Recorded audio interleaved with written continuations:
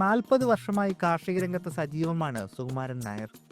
പുലർച്ചെ 6 മണി മുതൽ കൃഷിയിടത്തിൽ തുടങ്ങുന്ന അധ്വാനത്തിൽ നിന്ന് ലഭിക്കുന്ന വരുമാനമാണ് ജീവിതമാർഗം. വാഴ, ചേന, കാച്ചിൽ, ചേമ്പ്, ഇഞ്ചി, മഞ്ഞൾ, കപ്പ തുടങ്ങിയ കൃഷികളാണ് പ്രധാനമായും ചെയ്യുന്നത്. കൃഷിവകുപ്പ് ഉദ്യോഗസ്ഥരുടെ നിർദ്ദേശാനുസരണമാണ് ഓരോ വിളയും കൃഷി ചെയ്യുന്നത്.